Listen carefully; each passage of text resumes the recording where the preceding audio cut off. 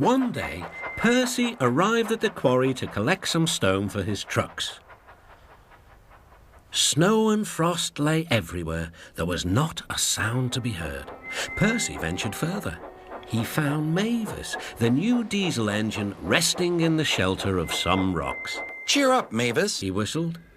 Mavis was still remembering the trouble she'd had with trucks. Manager says I don't listen to advice. He says I've no business jauntering down Toby's line. Toby's a fusspot. Toby has forgotten more about freight cars than you will ever know, replied Percy. You must put the cars where he wants them. Then you'll be a really useful engine. Now, if you'll excuse me, I have to take these stones to the harbor.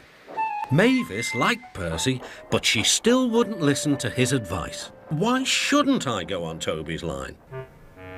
The siding arrangements were awkward. To put the trucks where Toby wanted them, Mavis had to make several journeys.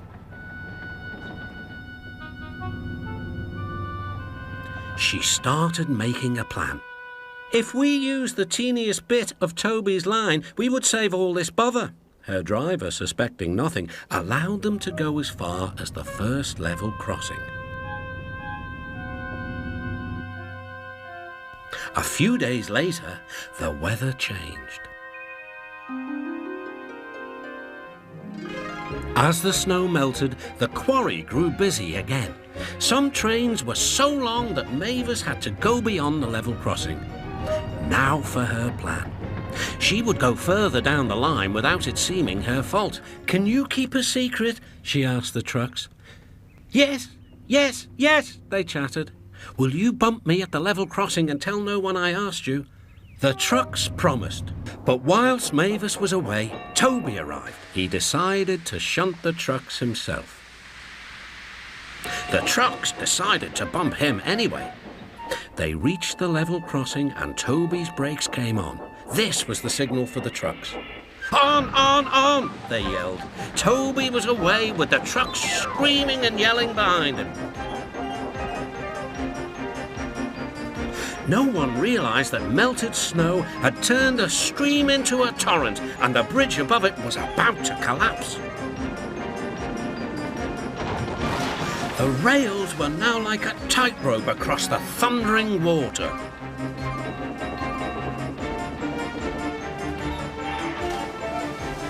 Stop! Stop! cried Toby. His driver fought for control. They came nearer and nearer to the bridge.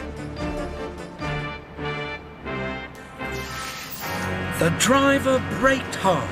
Toby stopped, still on the rails, but with his wheels treading the tightrope over the abyss.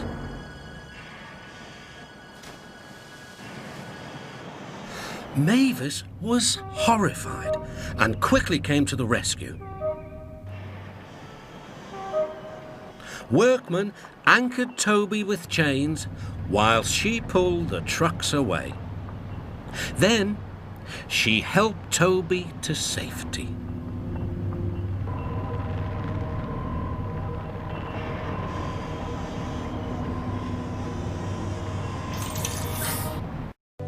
I thought I'd lost you. Lost me? You saved me.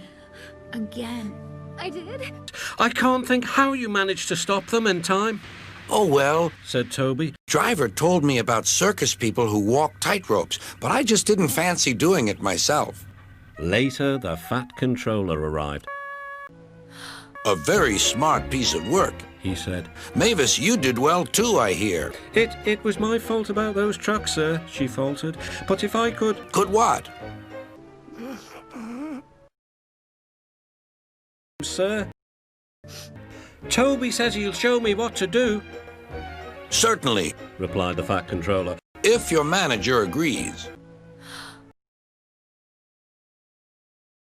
And so it was arranged.